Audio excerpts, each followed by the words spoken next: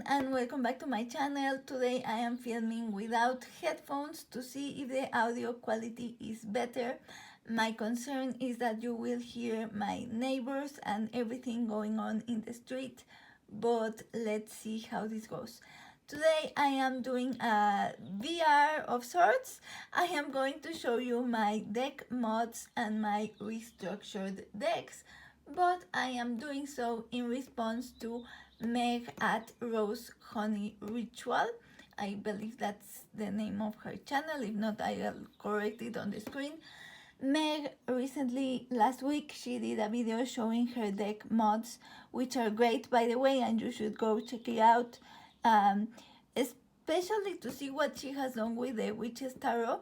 I am a fan of what she did with that, so go look at her video, go watch her video. But at the end of her video, she said to show our decks because she wants some inspiration, show our modifications. So I don't know how much my video will inspire her or how much it's inspiration, because I don't know how good my mods are, but I've been wanting to do a video showing not only my deck modifications but also my restructured decks. So she gave me a perfect excuse to do it, and so that's what I'm going to do. So yeah, I am going to start showing you the deck that is the least modified. This is a deck that I have restructured slightly. Just a few cards I moved around, and I am going to show you how I did it. And that is the Bauer Tarot, which I keep in this little pouch that I had made. Strength is one of my favorite cards. So the Bauer Tarot.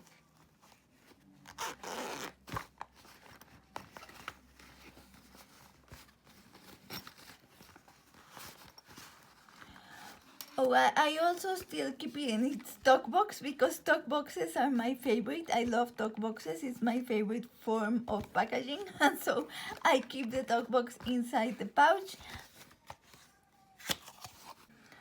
So the Bauer, you will see that this is not really modified. At least not yet.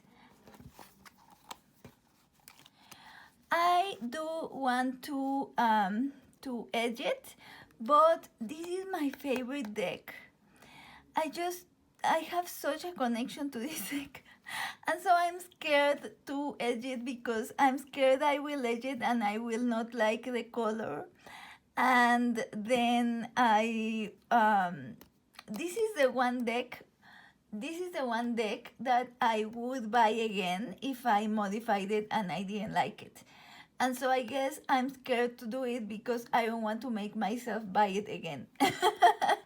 And it's hard because it has this green here, but the backs look like this, which I've always thought that the backs don't go with the front of the deck. And so I could edge it in red because of this, but I don't want to edge it in red because red is too... it doesn't match the spirit of this deck. So, and the green doesn't really either. So I want to edge it in brown because I feel like brown is the best color that matches the energy of this deck. But I am not sure, and that is why I haven't done it yet. So as you can see, it's not really that modified or anything, but I did restructure it in just a tiny bit. I just moved 4 cards around, and what I did was that I just crossed the number with Sharpie and I wrote the letter next to it. So this one is supposed to be the 2 of Pentacles, but I changed it to be the Page of Pentacles. And then this one is the 4 of Wands, but I changed it to be the 8 of Wands. So I just want to explain something about this because I think that maybe some of you will have a heart attack when you see this. I used to be a perfectionist. I took art classes of all my life. I studied graphic design, and I like to study just personally art history, and I'm just a fan of, yes. And I took art classes all my life. And when I took art classes, I used to draw, I used to aim for hyper realism. That was my aim, and I was always such a perfectionist in school, in university. Teachers in design school, they told me that I was like the queen of precision. But then I was diagnosed with a brain tumor, and I had a surgery that was super complicated. I'm not going to into it, but as part of the sequels for that surgery, I have a lot of neurological stuff. And one of the things is that my hands can't do precise stuff. So I went from being the queen of precision to not being able to do anything precise. I was super proud of my handwriting, and now my handwriting is, it looks like a first grader. And my drawings are, I mean, I don't draw anymore because it's too hard for me to do it for my hands. And so I had to learn to not be a perfectionist. So my old self would never have done this. I would have looked for a way to cover the number and then write it in a very similar marker. I've seen people modify this deck where they trim the green edges off and they just stay with the square and they write on top of it. But I didn't want to do that because it would be too tiny, and I've realized that I don't really like tiny decks. And tarot, that is, I don't like tiny tarot. For some reason, I'm very attracted to tiny oracles, but I don't like tiny tarot. And so I didn't want to trim the edges off, and this is why I just crossed it. And because it's only 4 cards, it's only this one, this one, and this one.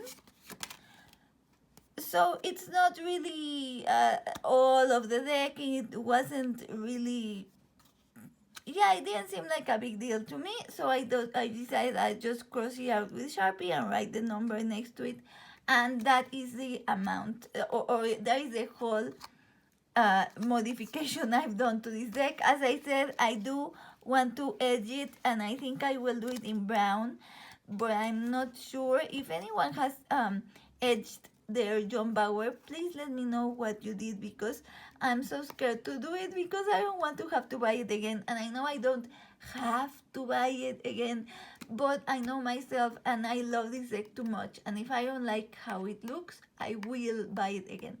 So that is the John Bauer restructured, not yet modified.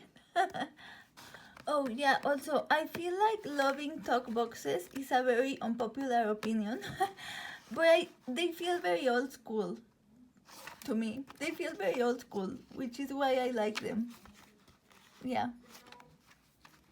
Okay, so then let's do another restructured deck that I haven't edged or anything. It's just restructured. I haven't trimmed it or anything. And that is my Da Vinci Enigma, which I keep in this pouch that I also had made.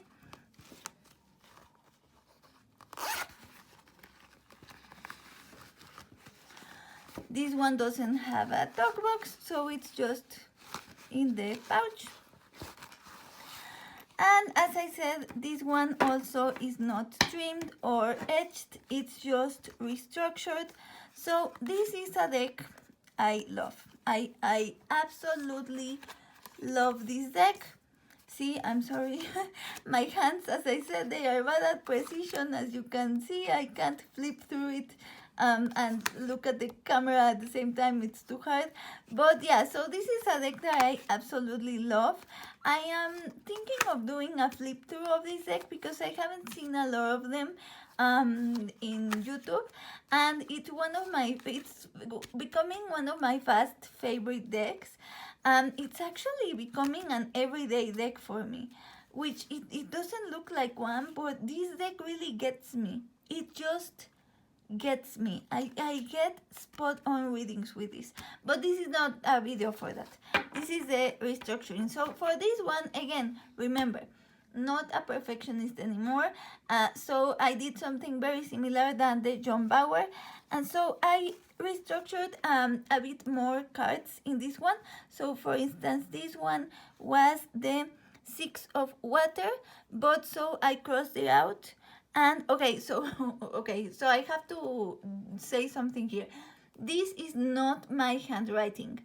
Because I can't be very precise with my hands, I can't modify my decks by myself, and my mom has to help me.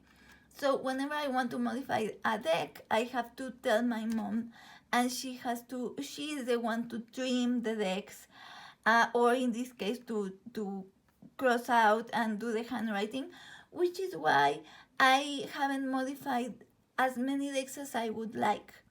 There are some that I do think I'd like to modify them, but I don't want to spend all my mom's time in my deck modifications. She has her own hobbies. So anyway, so this is not my handwriting. What I did was that I went to the deck to restructure it, and then my mom helped me, and we crossed out the things that I didn't want. This is a deck that has keywords, and so I changed the keywords to the ones I wanted. This one, for example, was a very obvious restructure to me, because this was supposed to be the Ten of Swords, Ten of Air, but it's literally a hanged man. So I was like, no, this is the hanged man. So yeah, this is what I did for this deck.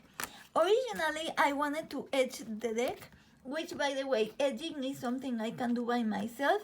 I just can't trim or write, but edging I can do, because I'm not going to go into detail as to what my hands can and can't do, but edging is something that I can do. And originally I wanted to edge this deck, so these are the backs, and they are all different patterns, but they are this red with silver, and so I wanted to edge it in silver. However, because these bags are all different and they have red and silver, then it creates this super cool effect that won't show up in camera, I'm sure, but it kind of looks shimmery. So the edges look kind of like a super subtle shimmery silver, very subtle but very, very cool. And so I decided not to edge it in the end because it looks super cool the way it is. So this is the Da Vinci Enigma.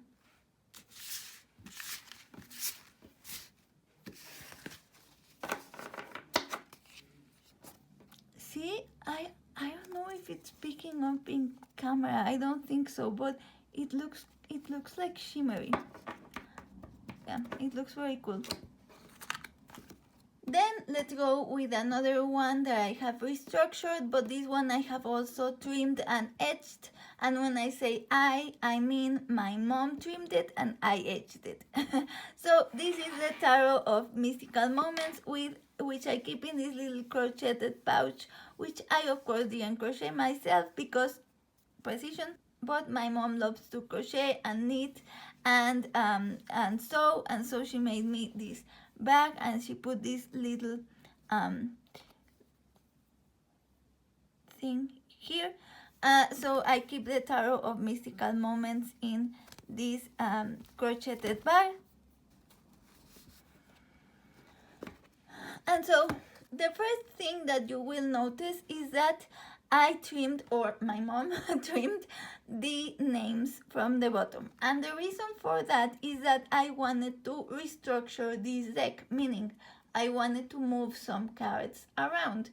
And for that, I could have crossed out the name, like in the Da Vinci Enigma and the John Bauer, but this is such a beautiful deck. Not that the others are not beautiful, but the images, I didn't want to cross out, you know, you understand me.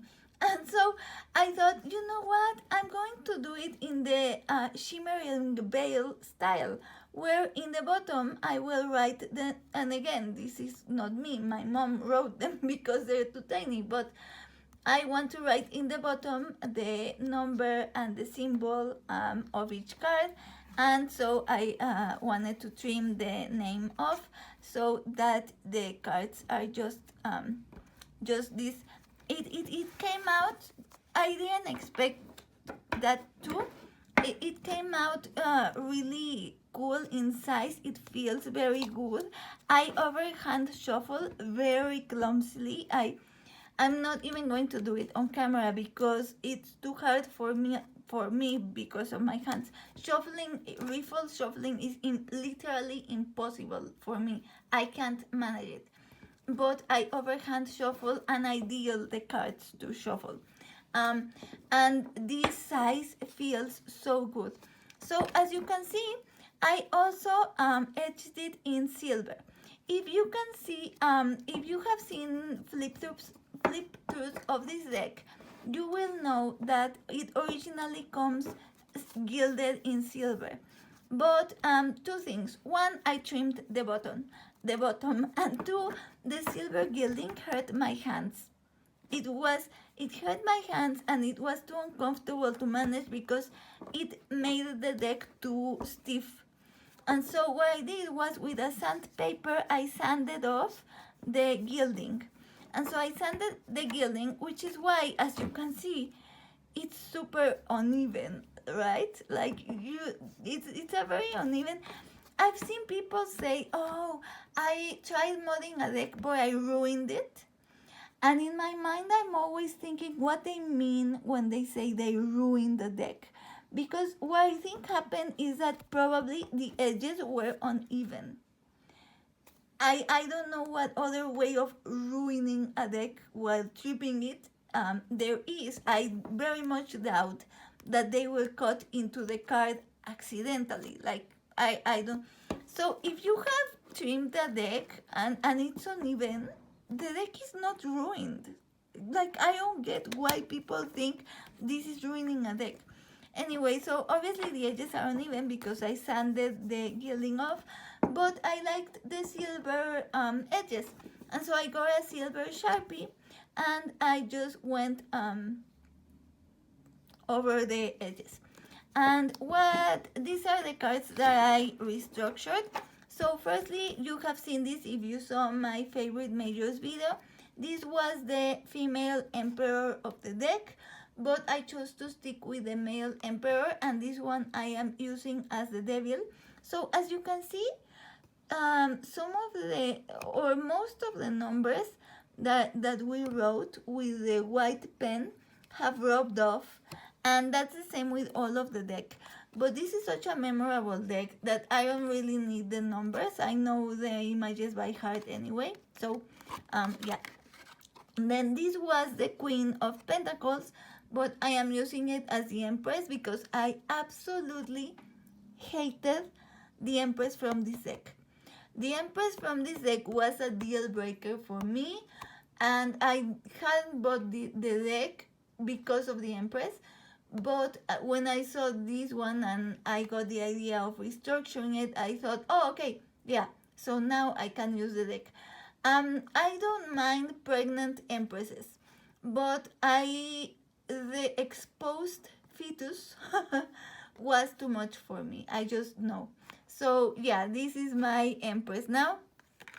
And then, because the Queen of Pentacles I'm using as the Empress, I decided to use the female King of Pentacles as the Queen of Pentacles. And again, as you can see, it completely rubbed off. You can't see it anymore, it's just a line. But I don't needed to know that this is the Queen of Pentacles in my deck. So yeah, I'll just slightly flip through it because I can't. So here is another one, for example. No number, it rubbed off, but I know this is the Ace of Wands.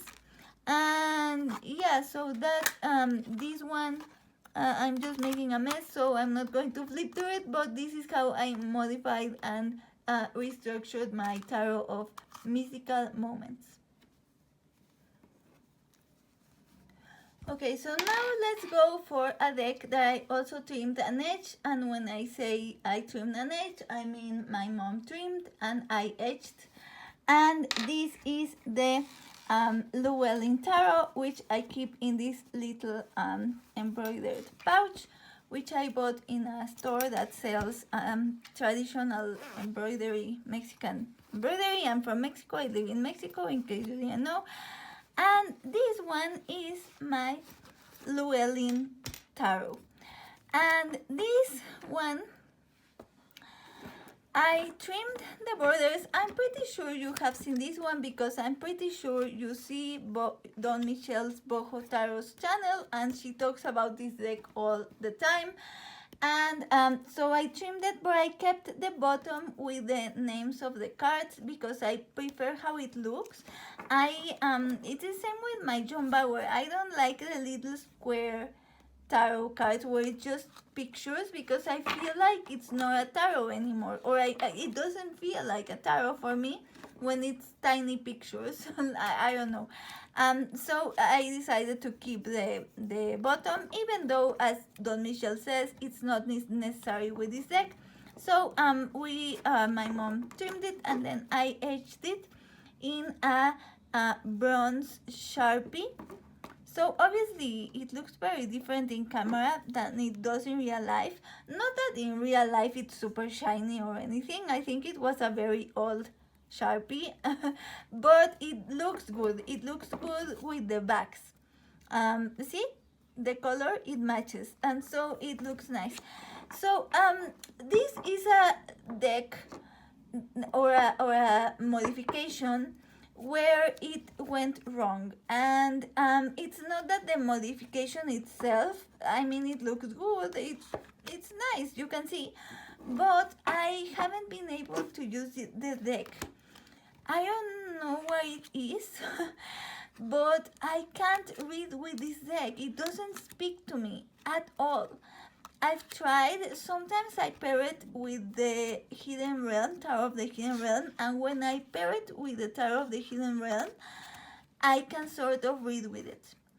But it doesn't speak to me at all. And here's the thing, because when I got it, I immediately trimmed it. I don't know if it is because of the modification or if it's just the deck. I sometimes get the inkling, is that a word? I sometimes get the idea of buying it again and not modding it and using it as it comes. Maybe just edging it but not trimming it. But I'm not sure if that will work. Whenever I get curious and I think I'm going to buy it again to see if I can use it, I'm like, but I don't know if it will speak to me. I don't know if it doesn't speak to me because of the trim, because of the size, because I don't feel comfortable with this deck anymore. Here's the thing, when it had the edges, the images looked very watercolory, and then when I trimmed it, the images pop, the colors pop, and normally I guess that would be considered a good thing, but I think that it took away, for me, it took away kind of like the spirit, the ethereal spirit of the deck by popping the colors. But I'm not sure, I can't be sure if I buy it again, if I will be able to read with it. So I am like, I don't want to spend money, even if it's a mass market. I don't want to buy it and realize that it wasn't the trim and that I just can't read with it, period. And so I haven't bought it again, and I don't know if I will. But this breaks my heart because visually, the theme, the aesthetic of it, I mean, if you saw my majors video, you know that I have a lot of favorite majors in this deck. And it reminds me of the Lord of the Rings, which is my life. And so it breaks my heart that I can't read with it, but it just doesn't speak to me. And I'm going to keep trying because I love it. But that's my sad story with the Llewellyn Tarot. Through the magic of editing, you don't have to see me struggle with the zipper anymore. So, yeah. So now let's do 3 more decks, and those are only edge. I haven't trimmed them or restructured them or done anything other than edging them. So I'm going to show you those decks. The first one is a deck that I don't use for myself, which is why I keep it here, but it's not printed or anything. It's just a plain pouch because I don't use it for myself. And this is a deck I bought to do readings for my sister.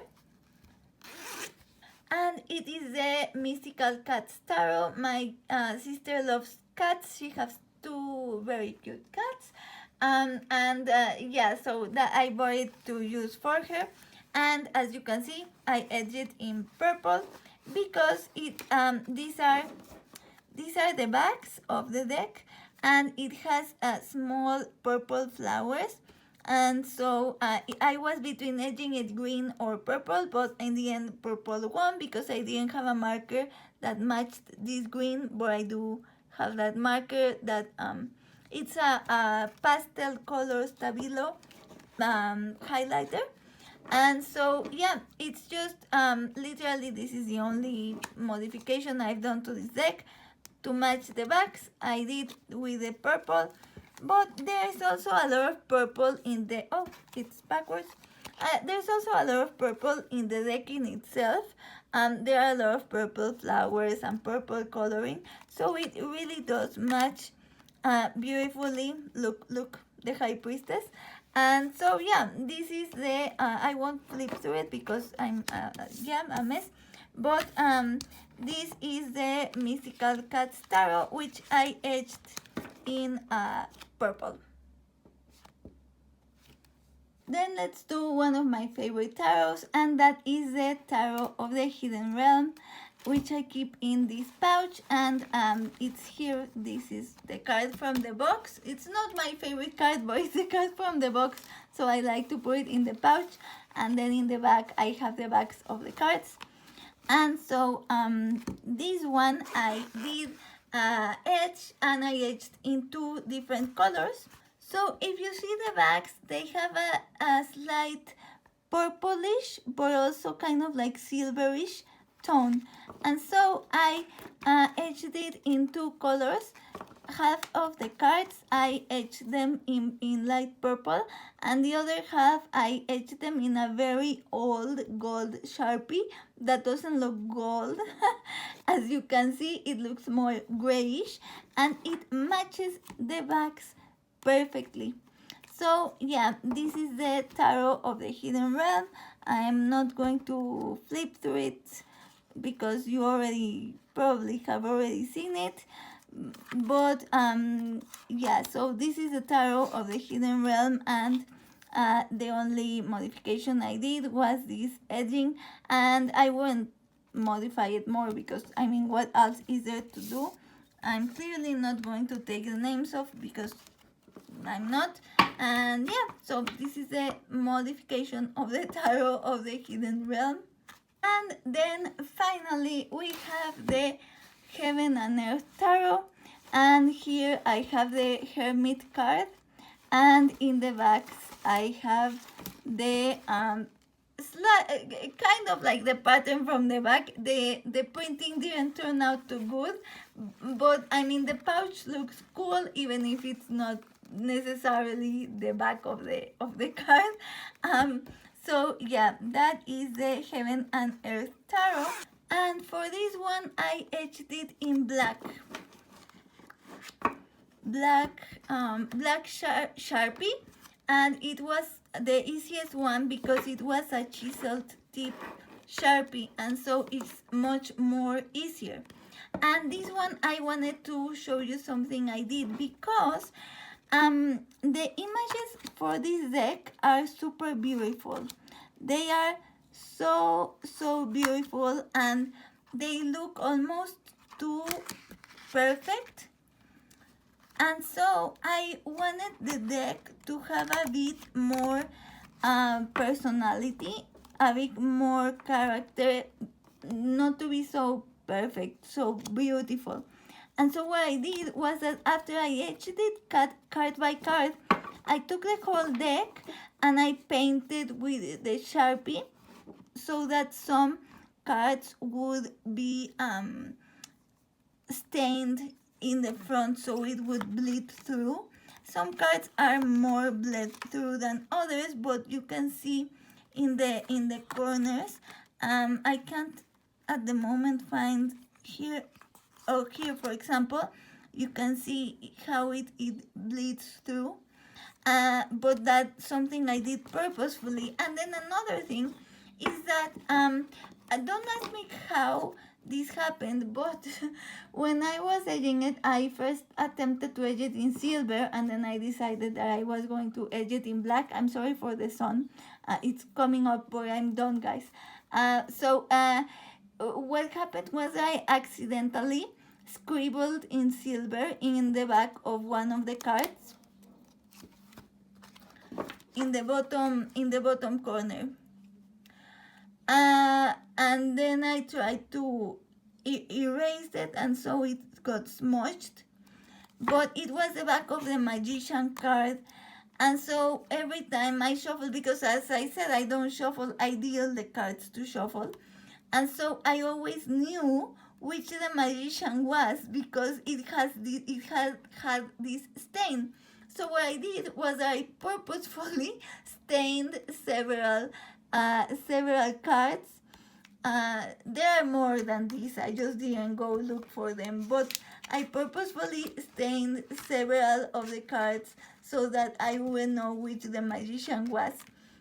So yeah, everything fell down. Anyway, so that is the modification for the Heaven and Earth Tarot, and yeah, that would be all of my modified decks at the moment. I do have more modification projects because, as Meg said in her video, it's a bug that you catch. You kind of catch the modification bug, and once you start, you can't stop. But at the moment, these are all my modified decks. So yeah, that would be it for this video. Thank you for watching. I'm going to end it there because, as you can see, the sun is catching up with me. But I hope this was better, the audio was better. I hope you didn't hear a ton of my neighbors. And I look forward to seeing all of your modified decks. Go check out Meg's video because she does some great modifications. And film yours so you can so she can see yours as well. But yeah, that will be it for the moment. Thank you so much for watching, and I'll see you on a video soon-ish, whenever.